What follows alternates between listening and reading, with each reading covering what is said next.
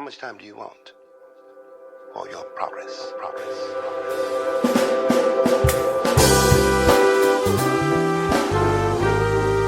Welcome to Clatter Chatter on Things That Matter, the podcast that is intellectually engaging, theologically reflecting, encouraging sociologically imagining ways in which we can live. Thank you for spending this short amount of time with us.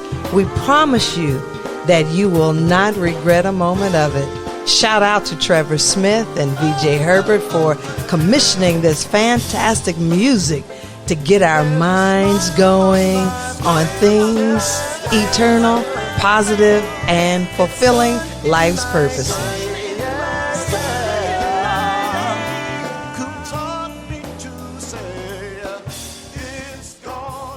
Well, Dr. Hayes, today is March 22nd, 2024. How you doing today? I'm doing good. It's been a while. It has indeed been a while. I think our first podcast for the month of March happened on your birthday. You brought March in just real calm. And now it's snowing and stuff. Yeah. It was calm. And now the weather is confused. It's snowing in places and all this other kind of stuff. It's indicative, perhaps, of where we are as humans. So much has happened, Dr. Hayes, in March, and oh my gosh, April is just around the corner. We're nearing the triumphant entry of the story of Jesus. Palm Sunday is this Sunday coming up.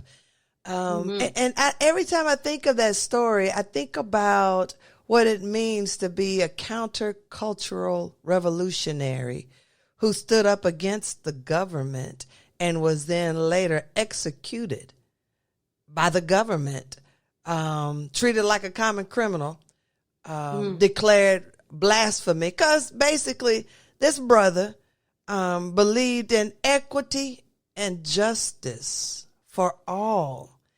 And he didn't live past 33. And I always say he got to be a black man based on what we know in present tense, post-modernity, the life expectancy and the pronouncement of guilt.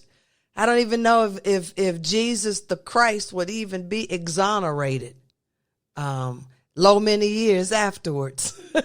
It's crazy, right? And yet we keep having these upside down, chaotic moments in human history that affect us even today. So I defer to you. Talk to me. Talk to us. You know, my position is that everything is cyclical.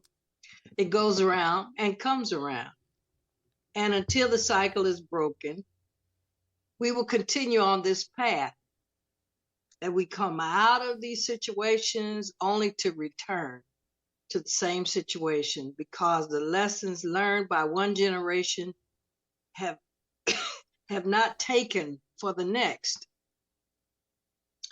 I'm hard pressed to find an explanation for that, other than the fact that we as human beings are cursed with a particular kind of nature.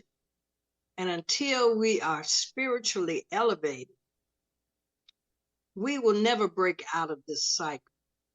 And that's why the work of spiritualists is so important, that we impart to others the power of spiritual being and spiritual edification, because that's the place that we find our true liberty. To be free in the way that we think, to be free in terms of how we relate to each other, to be free in terms of how we feel about ourselves. It's still somewhat of a secret to a lot of people. Now, that's what I find amazing. And why is it? Because people can't keep secrets. So why is this secrecy of understanding, and it's also peace. So maybe that's the reason why folks are engaged in so much despair, because they haven't. You know, some people really don't want to know. They want it to be kept secret because it's really too, what should I say, too elevated for their particular mindset.